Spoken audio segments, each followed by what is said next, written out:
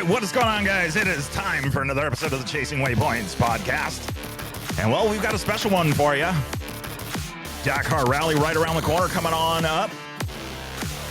As we are recording this, teams are already in the air, headed on over, all the way over Saudi Arabia, making their way out there. So, stoked to see all of the support this year.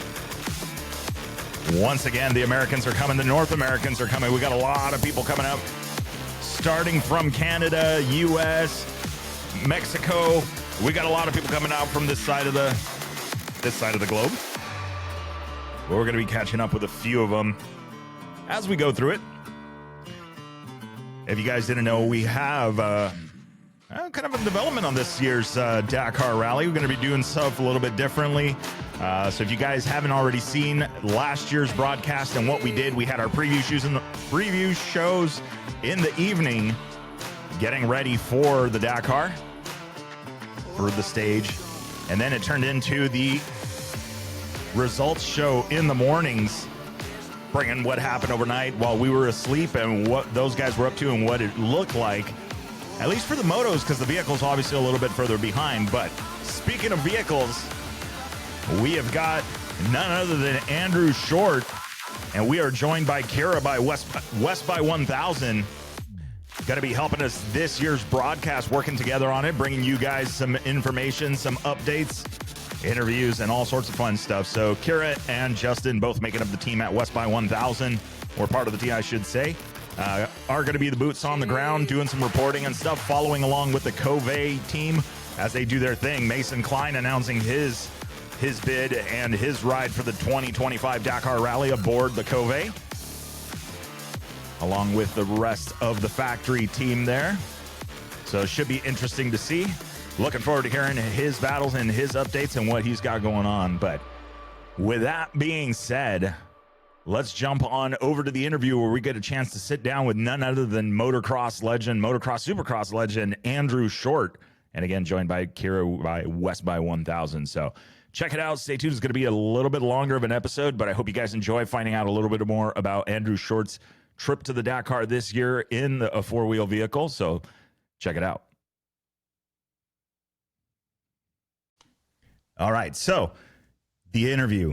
It is almost time for the Dakar Rally, and of course, you see we've got Andrew Short with us, Kyra from West by 1000. As you guys know, we're going to be partnering together with the Dakar to bring you guys some more information and some more stuff, but we can talk about that later. Right now, we have Andrew Short for just a little bit of time as we're getting ready for the holidays and getting ready to leave. So, Andrew, welcome to the show. How are you? Yeah, thanks for having me. It's Christmas time, but it's also Dakar time, so it's good time to be alive. I know. It's the buildup, right? A few days. They gave us a little bit of a break this time around, right? A few days before Christmas, or after the start of New Year, I should say.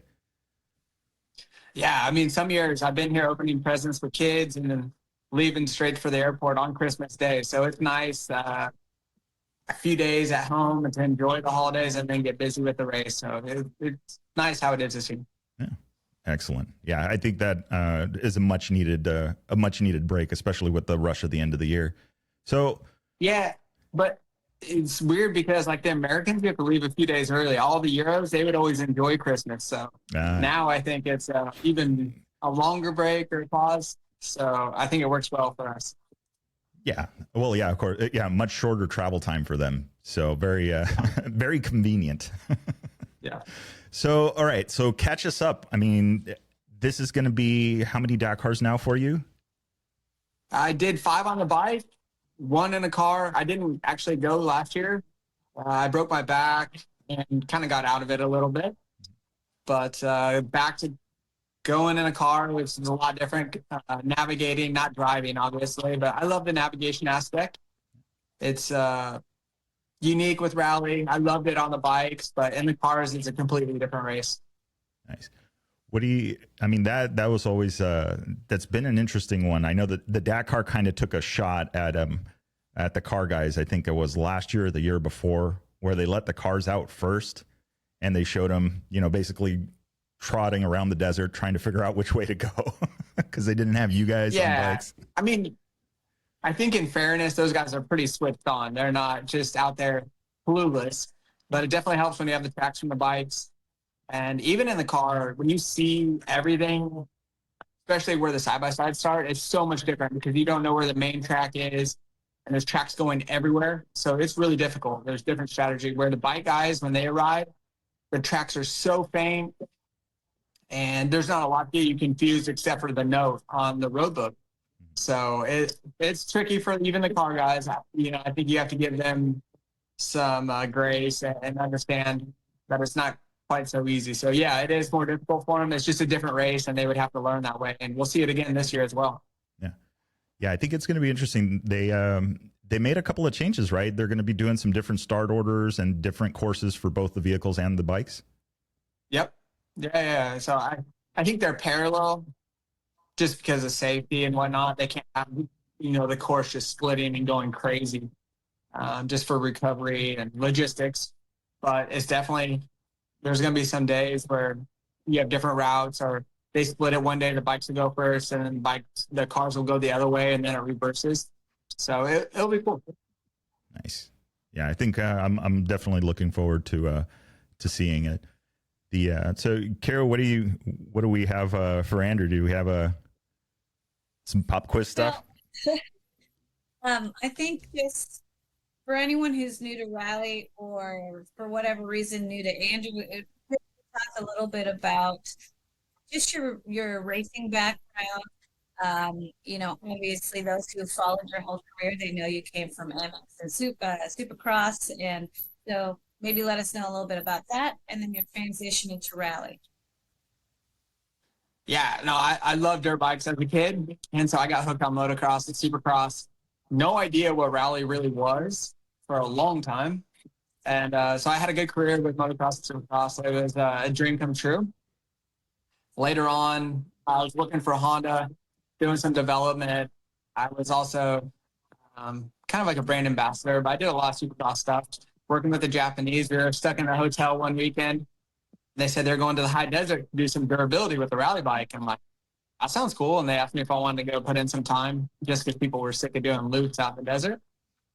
So that's how I got hooked on rally. And previous before that, I did a KTM rider rally. Kurt Caselli was there.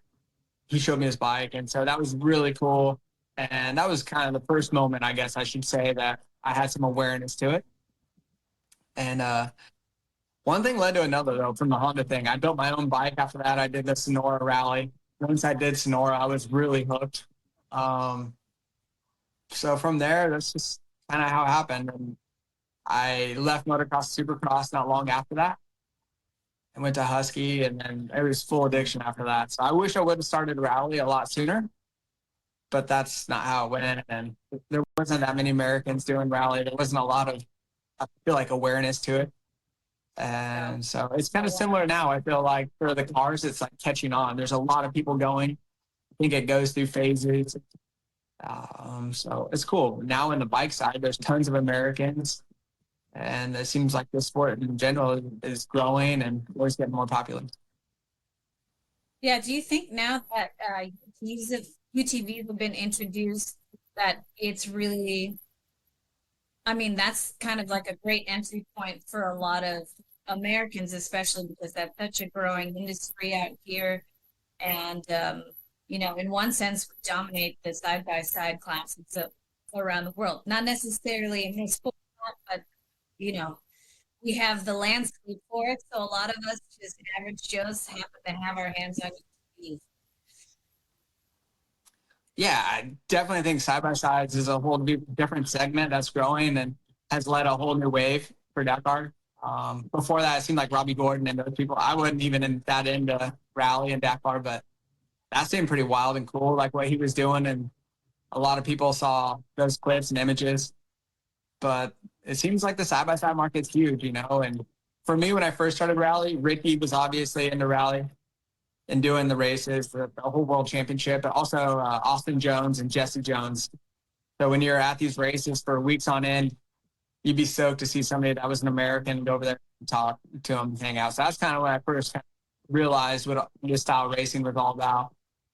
And it was completely different than bikes. Those guys really need to pay attention, keeping the car together and navigate. It was a completely different race compared to bikes, but it's still cool to see Americans. And now it seems like the whole American wave with the side by sides, a lot of car people, and it's a lot more competitive, I think, than it was initially. You know, it's like these guys have these cars pretty wired, they're switched on, and seems like each year gets more and more difficult to win.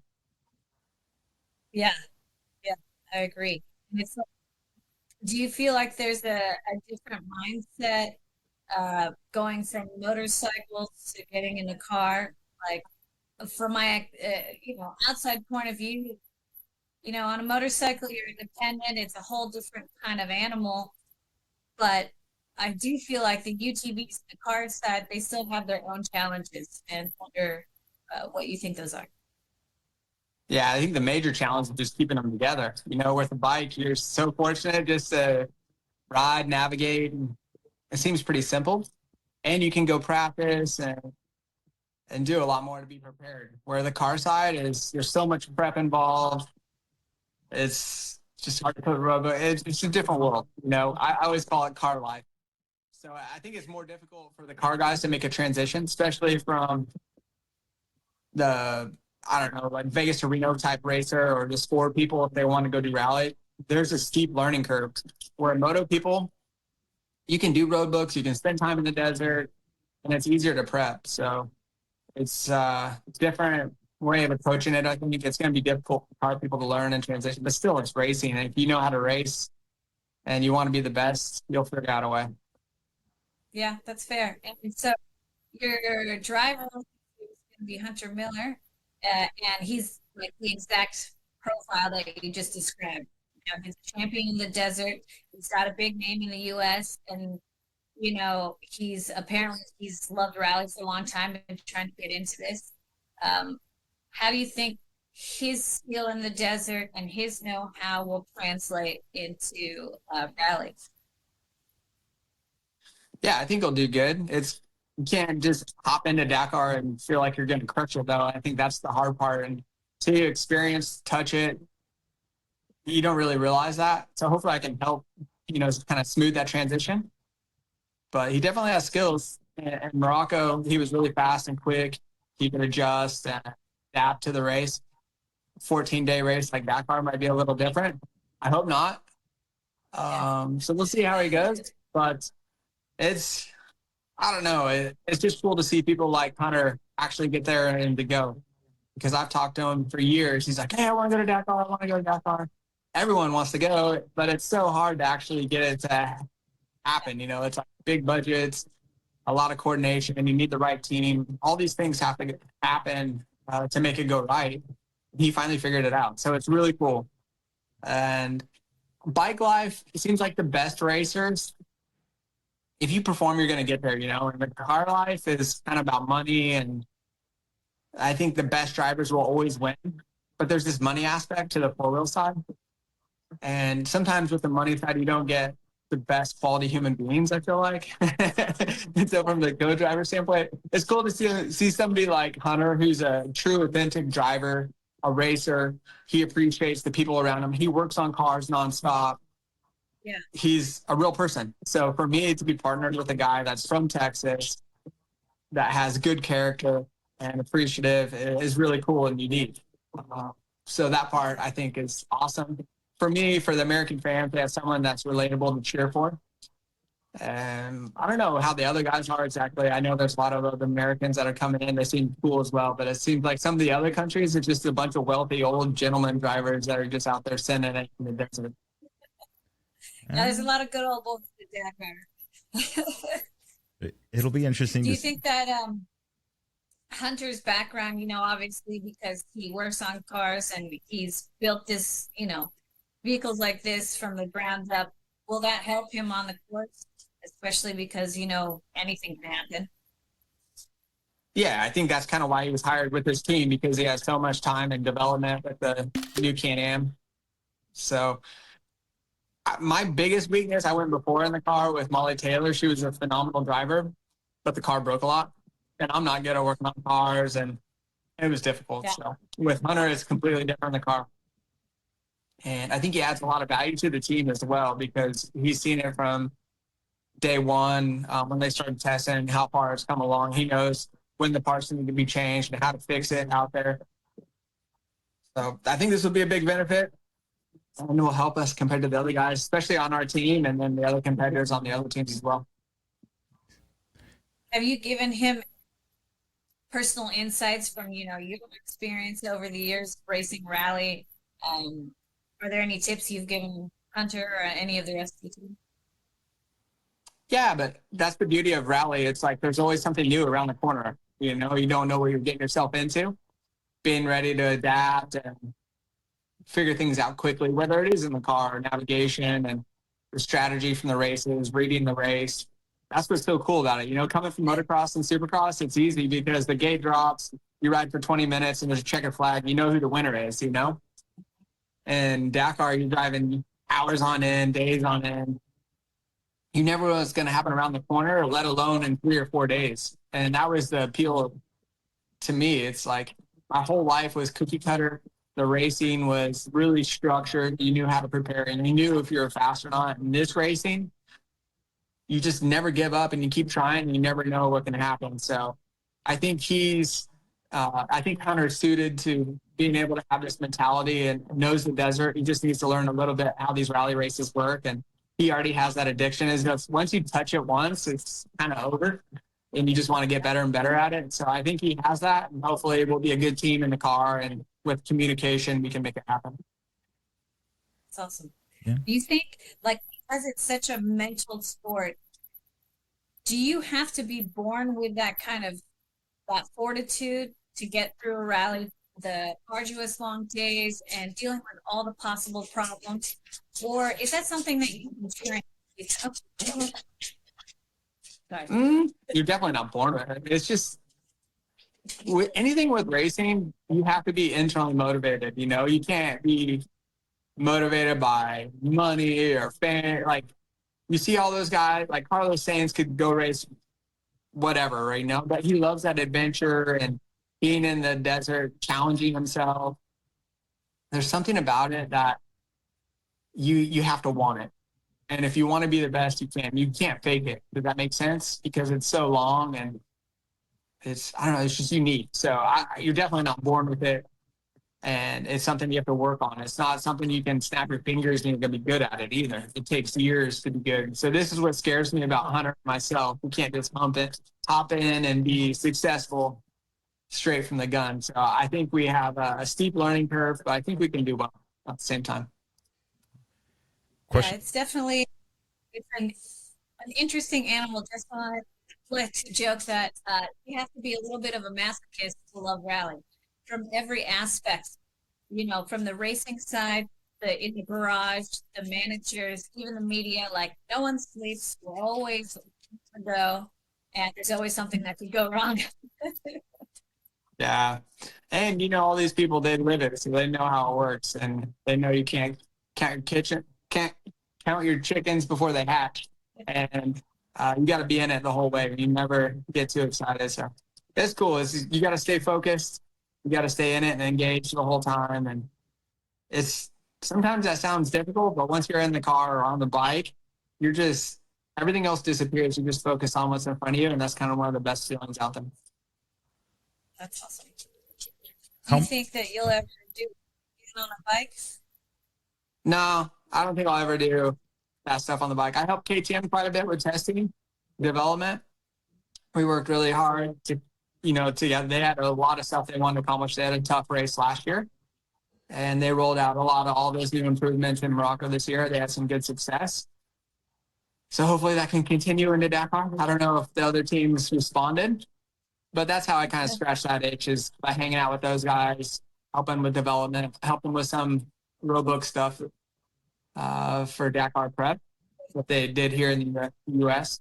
So it's cool to be involved with those guys, and I get to see that side of the world still, and I like it. But that's half the appeal for me doing this car stuff. I get to see all my bike friends. I really like hanging out with Ross and Bradley Cox, Ricky. Obviously, I see him more here than the other guys, but it's cool to see those guys. I have good friends over there. Yeah. Yeah, it is really nice. It's kind of like a little reunion whenever we do these things. It's just getting to see all these people that feel like great friends. Like it's just yesterday and just catching up, seeing. I follow what all you guys do. I know everyone of the viewers do, and it feels like personal, with a lot of, I don't know, it's a different thing to view or different kind of sport to watch, I think. It's more emotional at times. Yeah, you feel like you live a whole lifetime in 2 weeks, with these people, and then you go through all this stuff, and then when you don't see them for a while, you kind of forget, and then as soon as you see them in real life, give them a hug, all those emotions come back, and it's like you never left, I guess, in that sense. They're unique. All these people in the bivouac are one of a kind, and they're the best Absolutely. people. They want to be the best each and every day.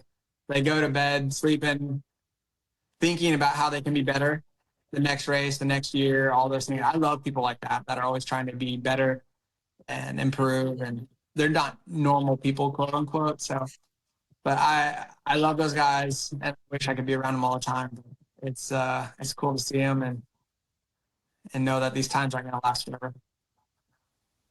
Yeah, that's true. You can't take it for granted. And so, well, then, do you think you'd ever get behind the wheel? If you're not going to do it on bikes, would you do it as a driver? No, I mean, I would love to drive. It'd be fun, but I don't think that's like my passion. Down below this camera, I'm still in my moto gear. I've been out riding with my kid. And when I'm done with this, I'll go ride with my kid again here at the farm. So I love dirt bikes. That's like my passion, not the cars. And the reason I love this car stuff is because I love navigation. I love building road books. I love that side of it. But for me, if there wasn't navigation, I don't think I'd be too into the car side. It's a different world. I love dirt bikes.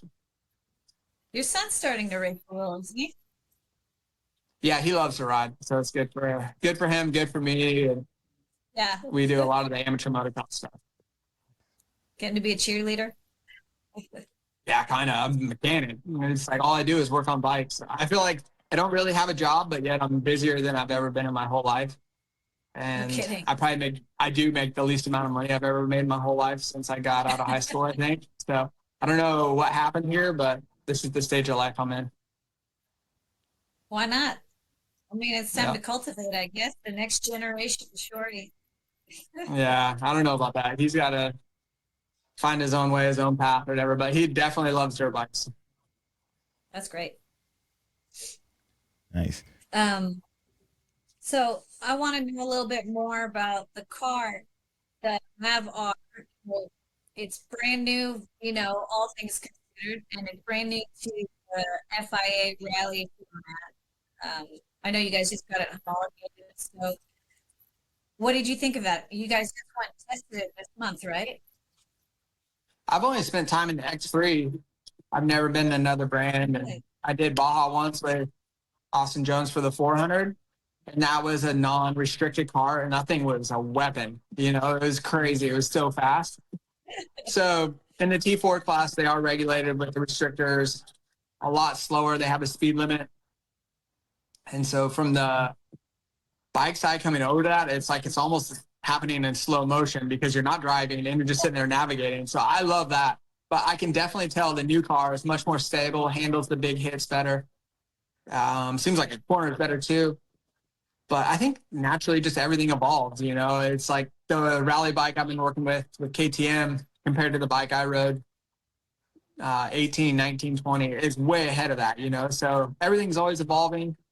The new car is it seems really bomb-proof and big, and it just seems bigger than the last one, It can handle everything.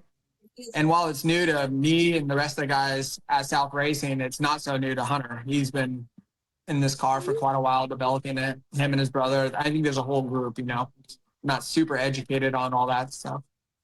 But I think it'll be a good platform for them. I think everyone's really excited for the side-by-side world. I think it's a big upgrade for them. Hopefully a little more durable. These cars, I feel like they break a lot. Everybody in this segment seems like they break a lot, and flat tires, all these things you don't think of from the bikes. But I think this gives them a better opportunity to have a good experience. It's really competitive, I feel like we mentioned earlier, all these side-by-side guys here in the U.S., there's a big push for it. So they're really motivated to make these cars as good as possible and as competitive as possible. And so it's cool to kind of see it from the outside and watch it, how they accomplish all that, or approach it, I guess, you know, and where they're headed and where they're going. But for me in the car, it's a lot nicer because it's pretty smooth. Yeah, I bet. A little bit less exposed. Yeah. Yeah, there's the roll cage aspect of it, but then there's also the, you know, when you see something on the bike, you brace differently, and now you got to trust Hunter. Is he going to slow down? Are we going to hit this? What's going to happen here? It's hard to learn the desert. You know, it's all these places. It depends. You know, for me, I naturally read it because I spent time in it. And at first, I didn't understand all this stuff, but after the first 2 dunes, you know how it's going to go. So I'm having to communicate this to Hunter, who hasn't spent a lot of time in dunes. You know, he can see the desert in a sense for how he races, but he can pre-run and do all that stuff. So he knows kind of where everything's at. But for me, I'm trying to read, you know, if it's cross-grain, the way the rain is running off the mountain, or how the dunes are shaped, which you can push. If we're changing cap heading, you know, now the dunes aren't going to be the same. I have to remind him of these things. It's not natural for him, or sometimes it's natural for me because I spent a lot of time doing this. Yeah. So it's trying to teach him, you know, kind of this stuff. But he'll get switched on with all this stuff, and naturally, I think we'll develop, you know, the right words or just the ways to communicate this to maximize everything, and we'll see how it goes. I don't know. I feel like you're always learning. You never have it mastered. And at first on the bike, I crashed a lot. So I need to give him some leeway and forgiveness, you know, when we miss some things, because as a motocross rider, you definitely don't have the desert bound very well. I was gonna say that's actually interesting. Now you have to kind of switch gears and be like, okay, you may pick up on that quick, because obviously bike riders, I think, or motorcycle racers are known for quickly reading terrain at a speed and in a suspension and a equipment frame of mind that's obviously different from the car. But now it's like that transition of having to, okay, now I vocally need to say something. Like you saw that there's, you know, the runoff is different, the dunes are different. Have you guys spent some time already, like, you know, practicing these kind of things, learning communication styles, like any kind of seat time together in a car already, or what's been that experience? Yeah, we did the Morocco Rally. So we had the opportunity to kind of talk about all this before from my previous experience with Molly. But him as a racer also, he grew up racing quads and rode dirt bikes. He did GNCC on the side-by-side, so he knows how to read terrain. But the desert's a different animal, you know, especially at those speeds and these foreign places that are really remote. You got to have your antenna up, you know, and ready for anything.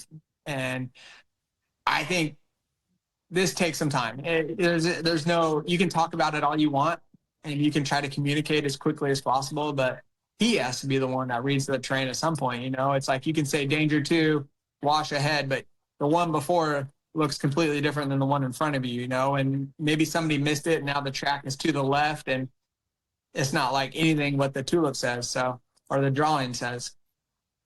So this will come with experience, and he has the skills to do it. But for me, I got to learn how to communicate, how any way I can help him with it, and try to learn it as well. So I'm sure I can be a lot better as well. But that's half the fun. This is rally, and that's what makes it so addicting. You know, it's like I said earlier, you go to bed and you're like, oh, I could have done this better. I could have done that better. You make notes at the end of the stage, you know, what did I do good? What did you do good? What did I do bad? You know, and I love that part of it. So it'll be cool. It'll be fun.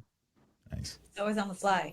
I mean, how long do you think it takes to get really warmed up at Dakar? Like, is it like a few seconds you kind of get the swing of things, or is it just always so different that you're always on your toes? Yeah, you're always going. You're always switched on, even from the prologue and all that stuff. And I think the hard part is keeping your emotions in check to keep the car together and keep it clean so you don't get a flat. You know, you come in hot and the thing goes sideways and you slap some rocks and then you're done. You know, it's like 2 to 3 minutes. So on a bike where you just shovel off the back and blow through it and, you know, say a little prayer and hopefully you make, you know, it's like, it's different. So in the car, you got to keep your emotions in check. It seems like you got to know when to push, when to pull back, you know, flip the switch on, flip the switch off. And so that's my job, I guess, you know, is to help them with these things. Hey, we need to slow down. We need to navigate or keep it clean through here.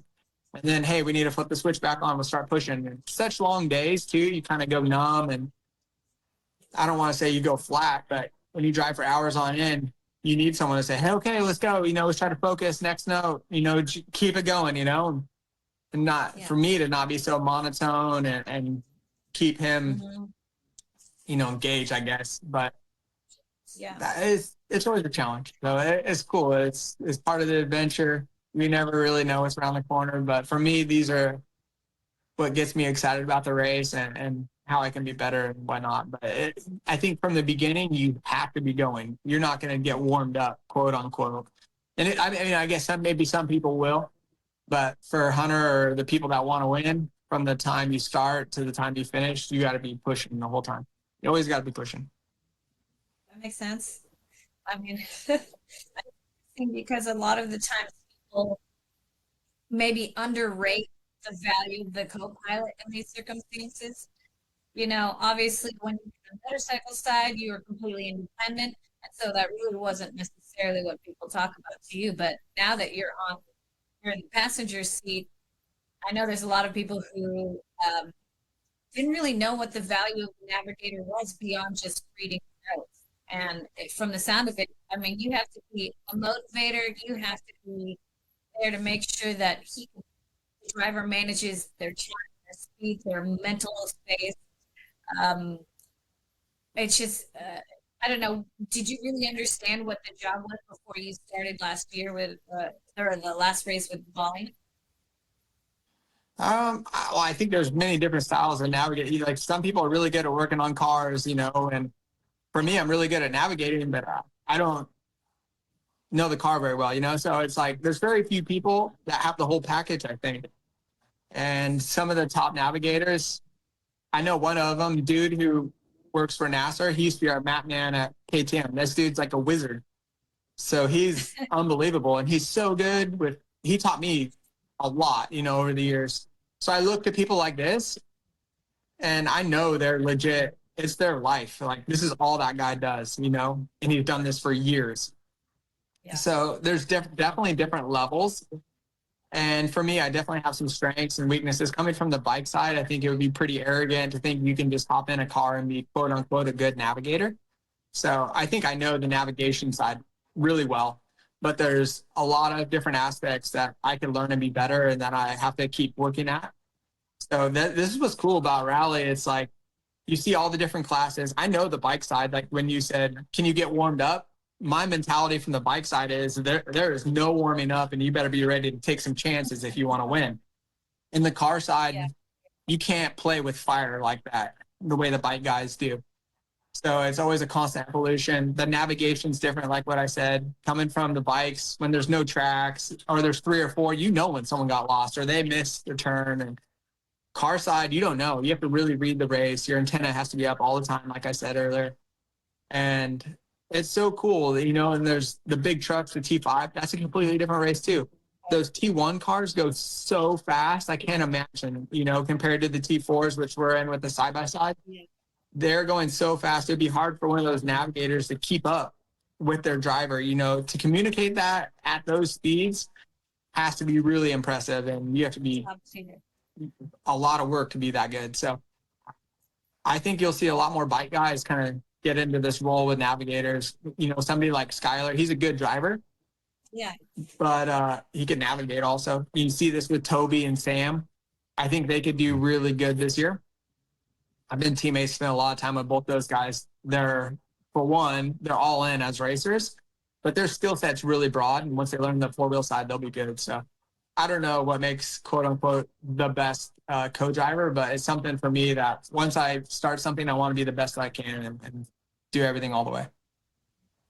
Yeah, it's evident. And it's funny, do you like does it seem like this is kind of a natural progression for guys who maybe competed at a super top level on bikes and then just, maybe similarly to you, decided that they're just not going to take those risks anymore? Maybe it's late enough in their career, families, and other obligations, maybe moving into the navigation or driving side of the cars. Does that seem like something more popular? Because I don't know if that happened quite as much before. I think it used to all the time with Petter Hansel, Surreal. Right. Like there was a ton of people that did that, but it seems like it kind of was less popular. Like I said, the money side's so crazy. I can't imagine from Toby's side how much money he had to put up front. I think it's close to $1 million or more. I'm not sure exact on the financials, but that's a lot of money. I mean, 14 days of racing, you spend $1 million. It's like you could buy a few houses and have a lot of rental properties that would set you up for life, right? Instead of lighting it on fire for 14 days. But if you love to race, maybe, and I know Toby, we're not here for a long time. We're here for a good time. That's what, he's always saying this. And I know this mentality, how he lives. So he might even have that mentality in the car, like with the bikes, how he played with his life. He wouldn't chop the throttle sometimes. He might be the same way in the car, maybe even more so now that he has a cage. But when you're paying for a car and you crash it and you get the bill to fix it, I think that might slow you down over that crest a little bit. You might chop the throttle a little more. So I don't know. I don't know how this works, but I think there's been a crossover in the past with moto people going to cars. They can read terrain. They know the race. They know how to navigate. And so I think it would be a good possibility for these people. But I think for co-driving, I think you'll see a lot more people in the future do this because it's becoming more and more important. It can be the deciding factor for the race, especially if the side-by-sides are really close in times at the end of the race. And if you can keep them going in the right direction, I think it's a big thing. As long as you know how to work on the car, you need the right people who can be the right package for that. Yeah, it's interesting that you mentioned that, like the not being able to warm up, like you have to be go time, literally from the first. I mean, if it's the prologue or stage one or whichever one it is, but yeah, it seems like from what I'm hearing is the bikes is kind of like a known sum. Like there's not so much the mechanical aspect as it is with the cars. A slight step off in the wrong direction, the rock will wipe out a side of the car. Versus on the bike, you step out, you go for a little bit of a ride. You might have to check your shorts. There might be one of those situations, but you still move forward, and you have like the margin of error, I guess, is much bigger. And from what it sounds like is that once you get into the cars, now everybody could have a clean day, but the one guy that didn't have a clean day and had a mechanical, it literally just cost them 20 minutes. And it's almost like, that time's gone. So it's kind of an interesting, but you have to push. So any racing at a high level, you're not getting warmed up. You have to push, like you said. It doesn't matter if it's F1, motocross, supercross, rally.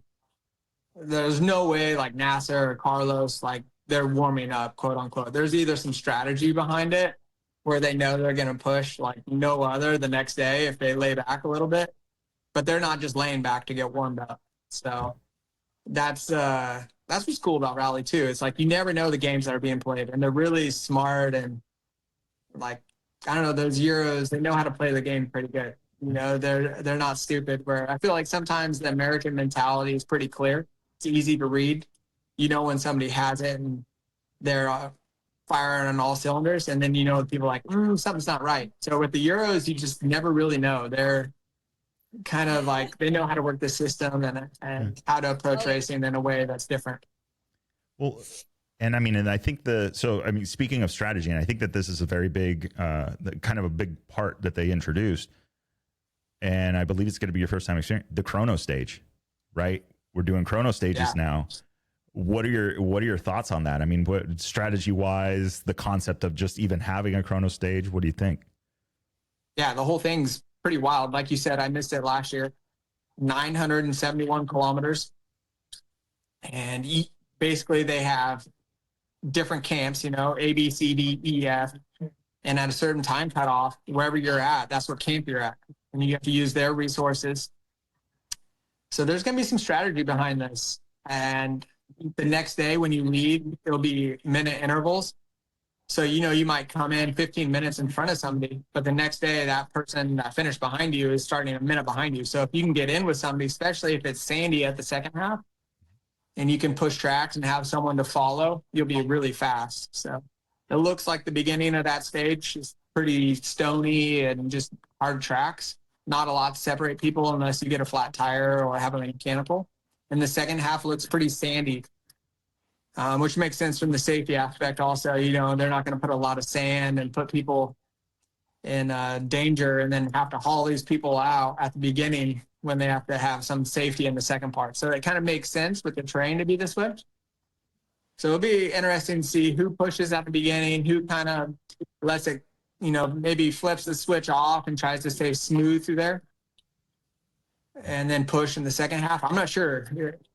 We have to talk about this more. And like, what spare parts do you bring on these days for the car? The bike guys, I don't think this is an issue. They might have to conserve their tires, especially if it's rocky at the beginning. They might not be full gas, maybe shift up a gear and try to save their tires that way so it's good in the sand.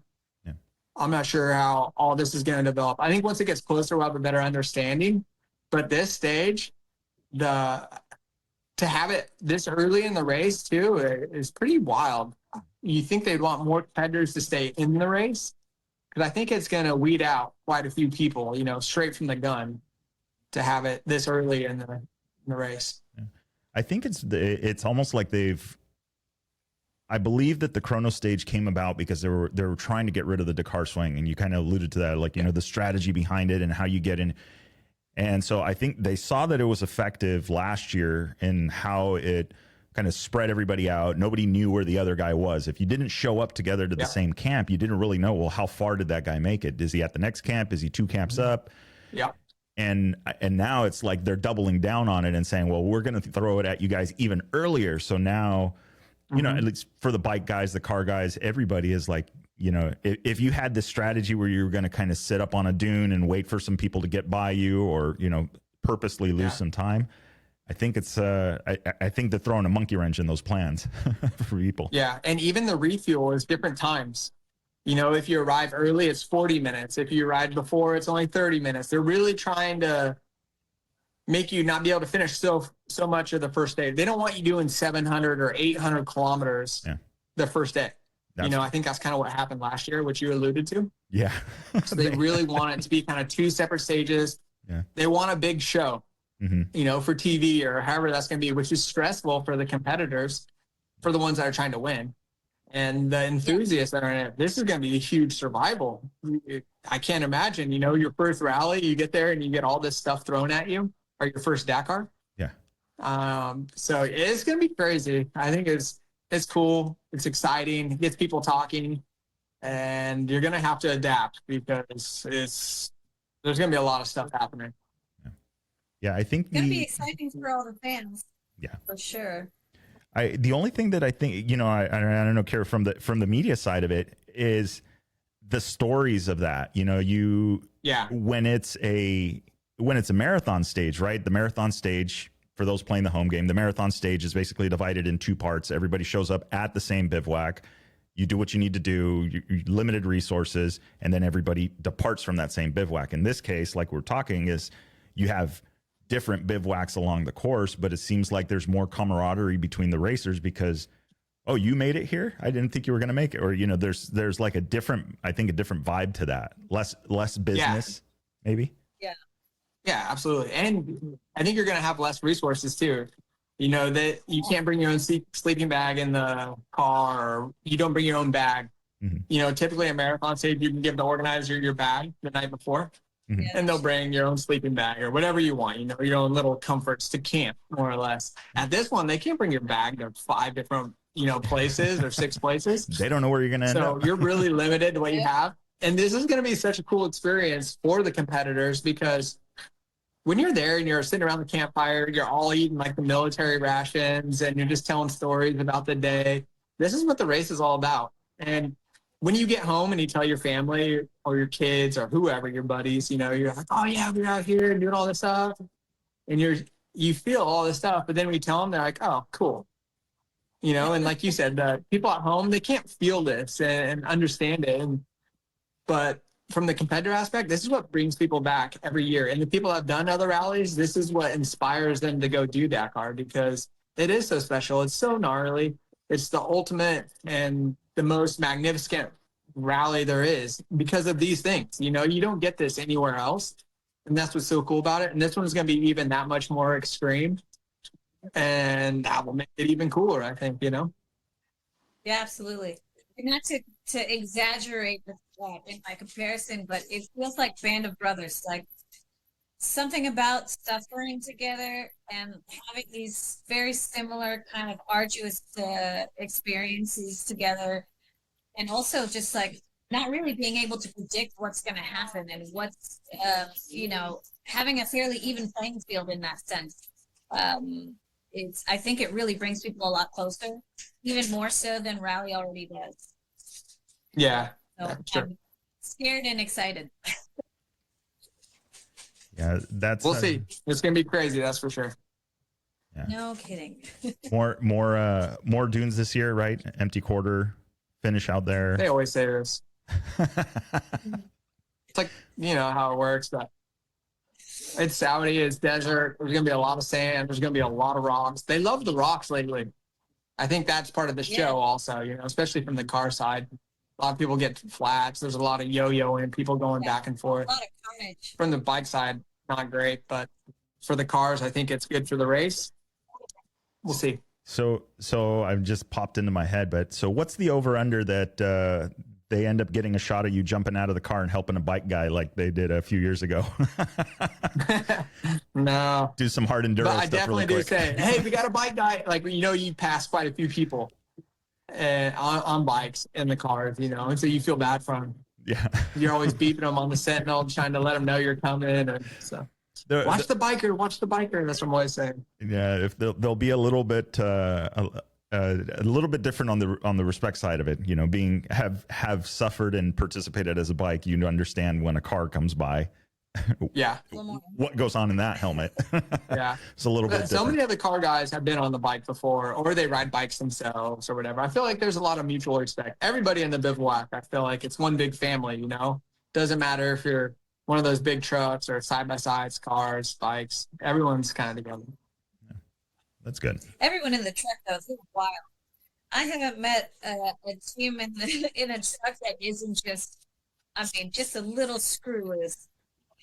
Yeah. It's like here's what we're gonna do, guys. We're gonna strap 48-inch tall tires to this garbage truck, and we're gonna go race it across the desert. What do you think? And we're gonna go faster than a lot of other vehicles. Irresponsibly fast. Some of the most terrifying thing is to wait for all of the guys to come through the course, standing like just shallow of a crest, and you can hear the trucks for 20-30 minutes before they arrive, and you have no idea which crest they're going to come over, and they will run you over if you don't run out of the way. They can't see you. It's like watching a whale breach. Yeah. I remember growing up watching the Dakar rallies, and you would see sometimes they'd crest the dune and it was a little too steep on the other side, and then it was just this like yard sale for yards, you know, of just things, parts, stuff everywhere. So yeah, just I feel like that race is different now that the Kamaz guys, all the Russian, you know, those guys were, I don't know, they did it right. I feel like, Those you know, guys like were everything was as factory as it could get. And they did it really nice and did it at a good level. So it's a little different now in the trash truck class, but I'm sure the top guys now still go really fast, but it's a different race now that those guys are out there. Yeah, I cleaned out the fields a little bit. I'm interested to see how they fare now. Yeah. Still exciting. Nice. Very nice. And so I know you obviously to ride bikes, there's a lot of physical prep, probably nutrition wise and things like that. And you just came off of a back injury. Do you have a similar sort of preparation for yourself physically or otherwise to do what you're going to do in the car? It's a lot different than being on the bike. The bike, you're always doing something before. There's a lot more I think just globally, you're trying to have your navigation good, make sure the bike's good, your bike working on the bike, and there's so many different things you're trying to cross every T, dot every I. The car stuff, I'm a lot more removed from the prep and the setup, the technical side. I'm not super educated on that, where Hunter is, you know, so he's been wide open, crazy busy, like I typically would be on the bikes. So for me, it's a lot different, but you know, it really helps that I can ride a bike and keep sharp in navigation that way when I'm riding, or if I'm making road books for those guys. I'm always trying to think, how would I say this, or how would I communicate it, or there's different things from me that I thought of as a bike that I've been taught or learned, you know, a Rio or a Uid or all these things, but he just wants to know dry riverbed. But dry riverbed, to say it quickly and fastly, is like, it's not easy. And I revert back to what I know, you know, so I have to think of these things and reprogram my brain. So I have to learn how to communicate in a way that's quickly, efficiently, and that's my main focus, you know, and understanding navigation and the rules. The rules are huge with FIA and how everything works. So that's my main focus. It's a lot different than the bikes thing. Yeah, they get pretty wild. Oh yeah. I know like with the SSV cars, I think it was a couple of years, last year or the year before, they like the FIA will come around and just like you, and we need to see your clutch. It's like, okay, why? And yeah, so the rules are crazy for. Well, there's reasons. Yeah. Well, yeah, they did eliminate. All the rules, just when you can go in what gate. You can't go backwards in those gates before you start. You know, when you exit, when you finish the race, how you hand your time card in, when you hand your time card in. You know, it's like there's so many little things like this, and they're very serious about it, where it seems like other races you can do everything so nonchalantly or whatever. You're like, hey, where's the start? You ask that at Dakar, they're not going to tell you, or where the exit to the bivouac is and how you figure that out. And all these little things like that, they make it something way bigger than what it should be. But trying to understand all this and definitely helping Hunter with this, because he doesn't care. He just wants to race, you know, so that's my job. Yes. That's good. I mean, it does feel like making a challenge, even just to navigate around the bivouac. Like every little thing is 3 miles away from something else, and then you know it's kind of, there are different placements in the different bivouacs, and just trying to find out basic information like time changes and stuff like that. It's almost like a joke that the ASL is trying to make it as painful as possible from every second that you're in Saudi. Yeah, that's just that race. In some ways, it's really good because it's so organized and there's so many details for all these things that you would never think of. But that's what makes the race at such a high level. Yeah. But then at the same time, it's like overkill, you know, and you don't want to get a 2-minute penalty when you've been pushing all day, you know, taking chances, and then you hand your time card in at the wrong time, or, you know, 2 seconds early, and they write down something, you know, like that. So you got to know all this stuff, and that's my job. So I try to do the best I can. That's great. I'm excited to see it. This is going to be, I mean, especially because this is a big push for Can-Am and South Racing, and you know, you've got Sarah out there, you've got Chaleco, and obviously having Hunter come in will be great for the U.S. Just bringing in new fans, which for North America, I think it's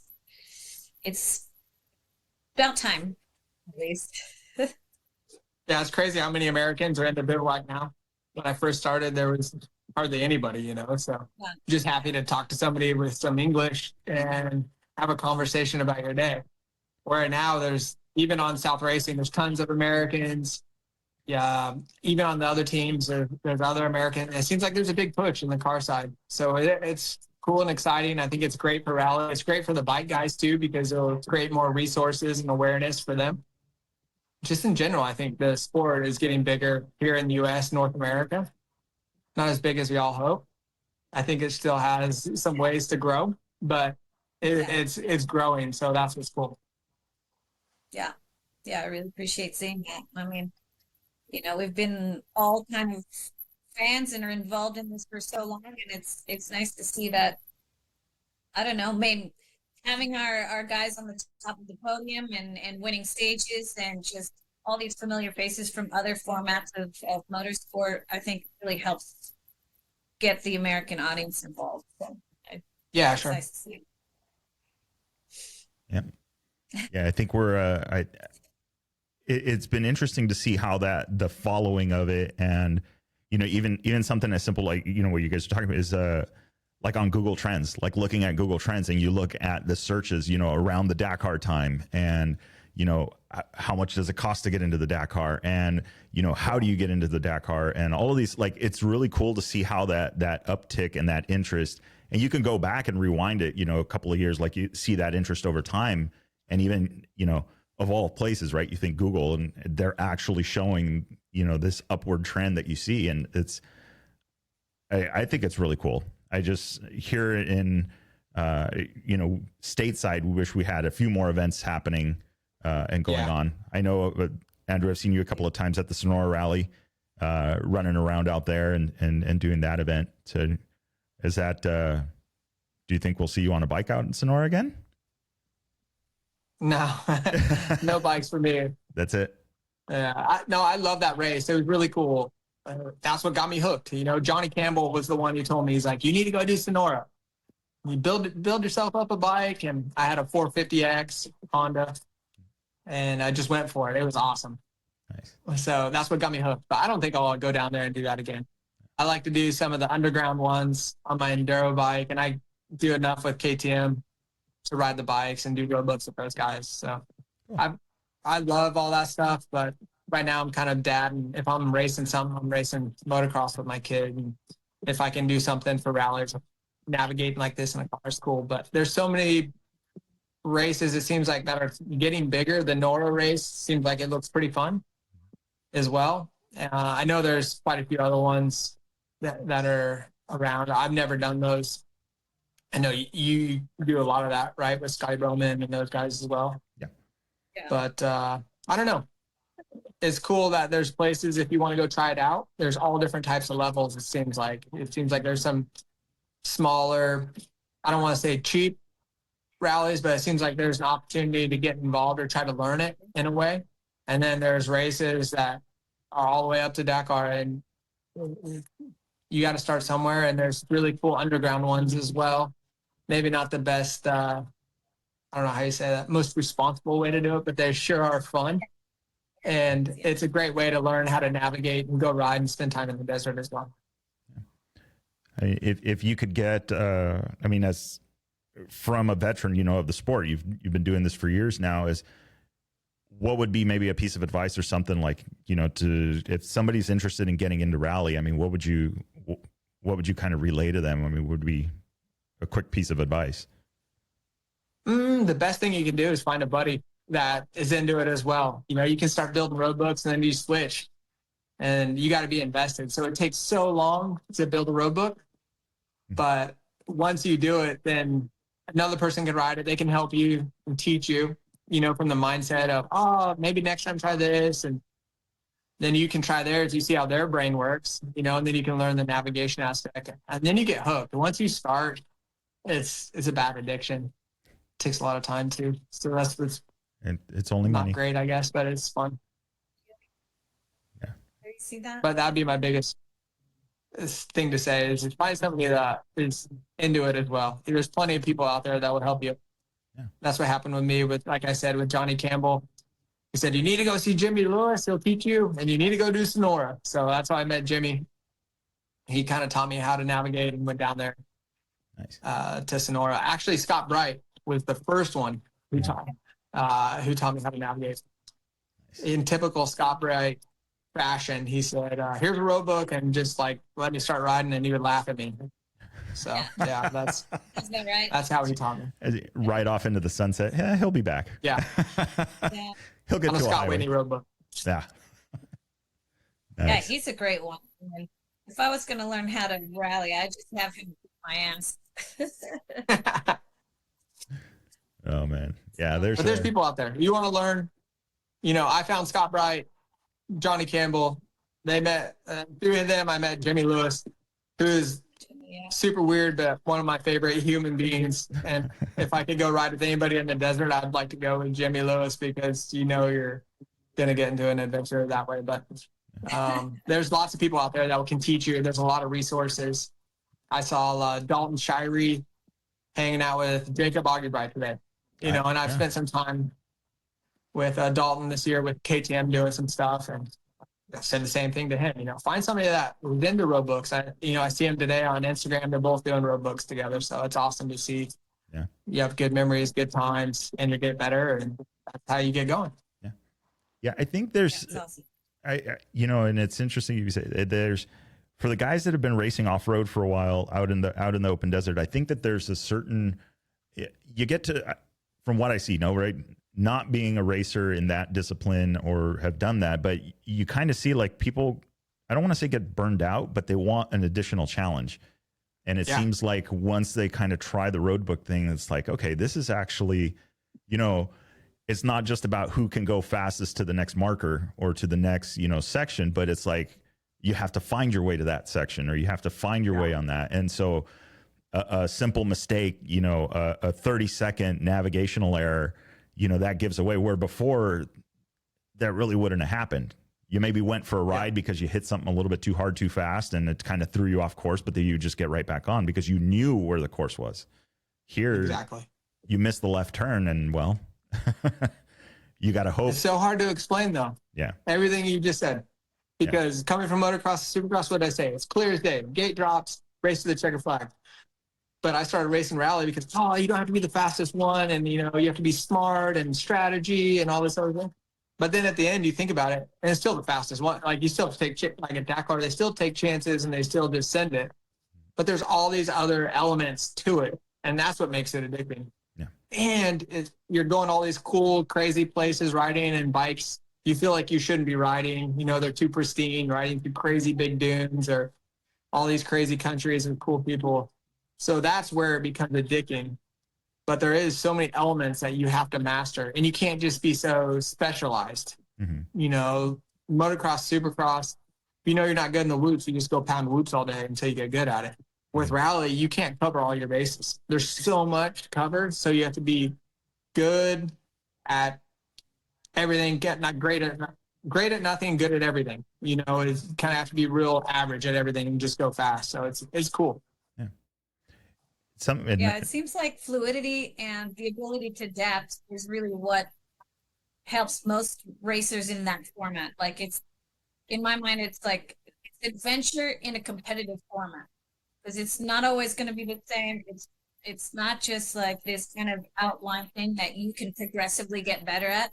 There's so many things that you can get better at and then be shit the next year, or just circumstance happens. And it's, I think that's what makes rally so interesting. It's hard to get jaded, as you're saying about the other formats, is because there's just so many elements that can change the direction of your success or failure. Yeah. I definitely see the like that, like, kind of Kyra saying is that flow of the riding, I guess in either way, right? There's got to be a form to it. You have to be decent at, like you said, everything is reading the terrain, driving the terrain, doing all this. And especially in a car, it's like you're stuck to that. You become part of that car for the next 14 days. Like, literally, you might as well just be the spare tire jack and all that, but you have a specific function, both the driver and obviously the navigator. And so that, I guess it's different in the bikes, right? Is that actual physical form, right? The riding on the balls of your feet, hanging off. Like, if you have poor form on a motorcycle, it's going to cost you day in, day out, versus in a car, you're kind of, okay, you're in your seating position. You just, like, it almost seems like it's maybe, I don't know if it would be less physically fatiguing. What do you think? I mean, where do you think it's bike, worse? Super physical. Bike for sure. But like what you're talking about, like, if you're going to do Dakar Rally and you're only focused on fitness because it's so long and grueling, you're still not going to do good because you missed the navigation aspect, or, the bike side. You go 2 days, your bike breaks, so there's all these different elements that you have to be good at and manage and understand. And you can't cover everything. You still need speed, but you can't just work on speed in the desert all the time, like a hare and hound racer. you have to be able to navigate. You have to understand the bike and all these different aspects that you'd never think of until you try rally. And there's so much to it. And you're not just racing that day, you're racing day after day. So you have to worry about your start position, leading out, different tracks, recovering from a crash and all these things where you crash out at Herrenhound, maybe your day's done, but at Dakar, your race isn't done, so you have to get up, get going and try to adapt. Maybe your road book is broke, it won't scroll anymore or whatever. There's always something. That's what's so cool about rally.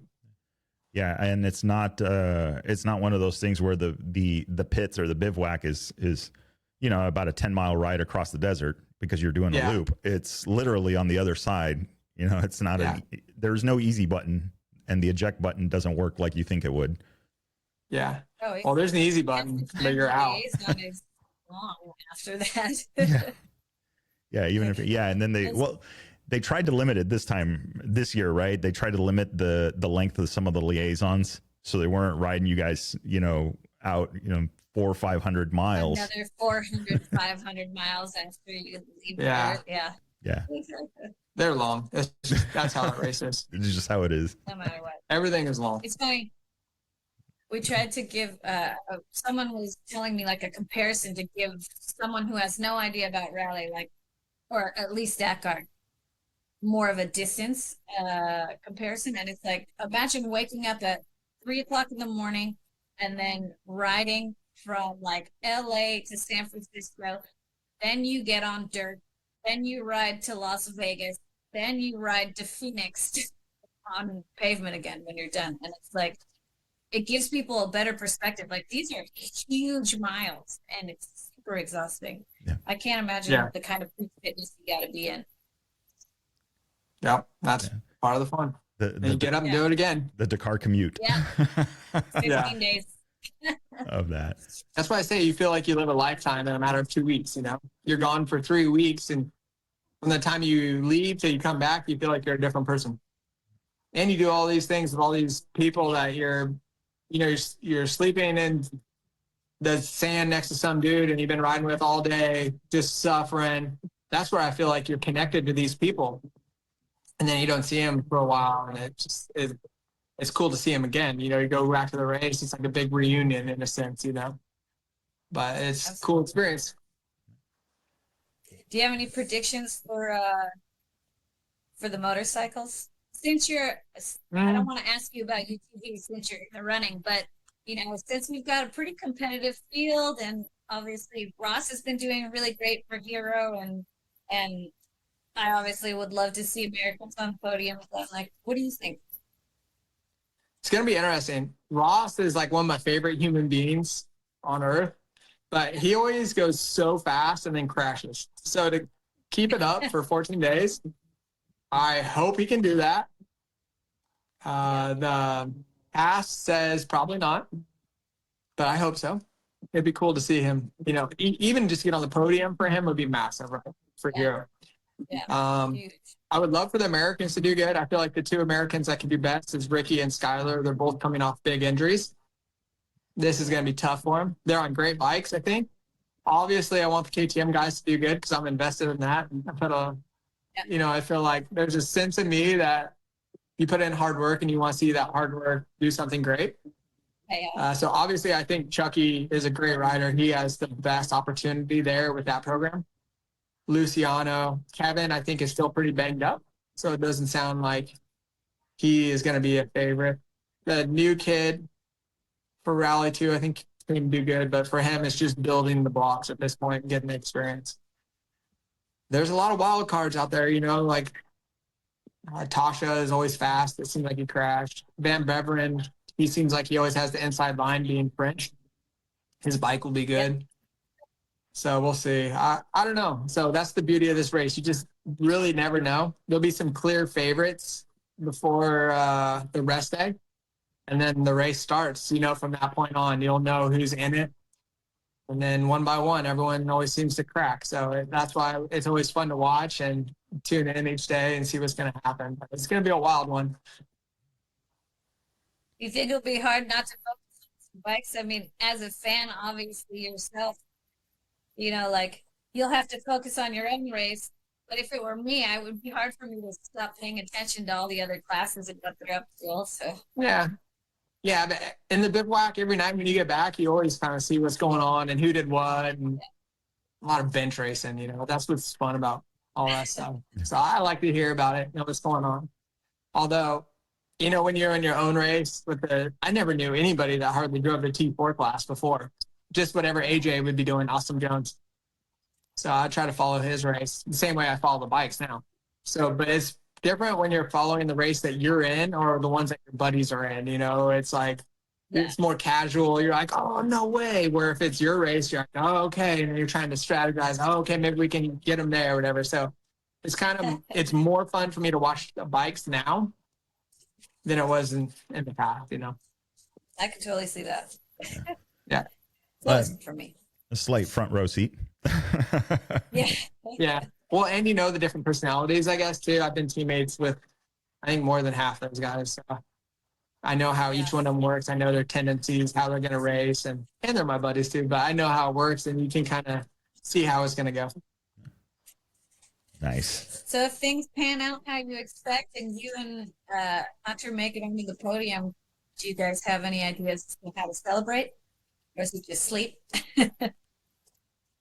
Yeah, I think, you know, it's one thing to dream of finishing on the podium for everybody that goes to Dakar. You know, everyone dreams of that.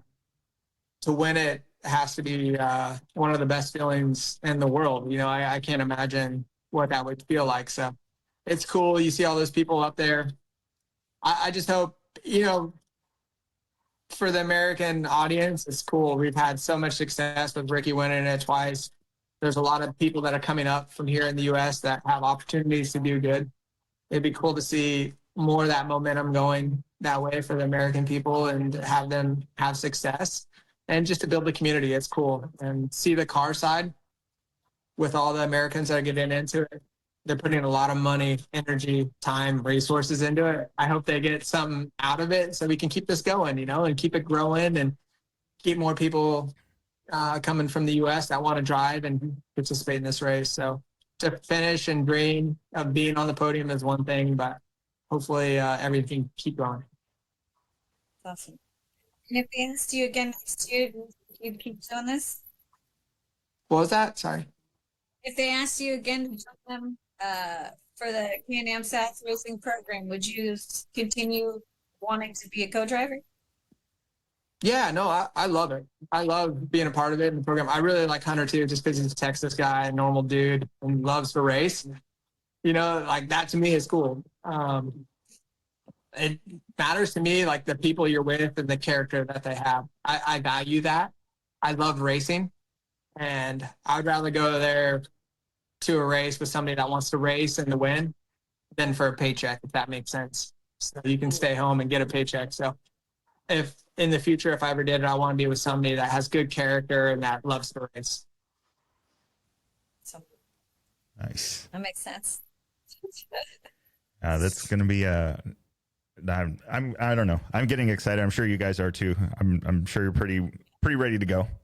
Spend time with the family, get through the holiday, and then, you know, obviously get on a plane and get over there. But Yeah, when do you get? I don't leave until the 30th. It's really nice. It's like 2 days of traveling. Now it always is. I feel like earlier we said the Euros, they have at least a day less of traveling. I think it's a day for me to get to Paris to get on the charter flight and all the delays and clearing customs coming back or whatever. But it's like a race before the race, I guess. And then the race to get home is even more different because no one cares about you anymore. You're kind of on your own, you know, to get home. So It's very easy to get abandoned. yes, you know how this works. It seems like from the people that I've interviewed and talked to, it seems like there's literally a clear-cut line. There's now, I know 3 races, but at least 2 races. One is the one to get there because you have all of these deadlines throughout the year. And then the other one is literally, okay, now it's literally green flag, race suits, you know, helmet, that kind of thing. So it's interesting to see that line, you know, and what you have to go through just to get to it. And then what happens once you get there. Then finish. Yeah. And then making it home. Yeah, it is kind of still a challenge, especially when you rely on the organization to manage some of your travel plans. They're fun. but Yeah, inflexible. you have to live it. Rally is something you can't just touch it, leave it, and out of sight, out of mind. It's like you have to be all in. Oh yeah, and it resonates. I mean, you get back from a race. I don't know if it's the same for the racers, but everyone, photographers and journalists, we get home and we swear that we'll never do Dakar again for like 2 months. And then we're like, okay, all right. And then we start planning and looking for, clients and random things like that. It's like a wild high. Yeah, I think from the racer aspect, you might question if you're stuck in the desert or something, but you never really say, will I ever do this? You're already like in the cycle for next year. Yeah. Putting it in the notes what you can do better. So That's nice. That's good. Post-rally, what is it? Post-rally depression. You get used to that. You get used to this rhythm of life for 15 days. I mean, even for us here in North America, even for, both of you guys have done it, is even that 5-day or 6-day event, you kind of, it changes it changes your rhythm. And then you wake up on Sunday going, oh yeah, no, there's no liaison. There's no, I don't have to be up for tracking, Yep. So. Yeah, you forget that your whole day, is free almost. Like you don't have to wake up and try and navigate your way just to get to breakfast and then figure out if your car left or, well, on my side at least. Do I still have a ride out of here? Yeah. Yeah, I kind of bounce around. Yeah. Nice. Well, awesome. Well, what do you have going on after Dakar? I guess just to close it off, just go back to race support. Yep, dad life. So I actually try to race a little bit as well in the spring. They have some big amateur nationals for motocross here in Texas.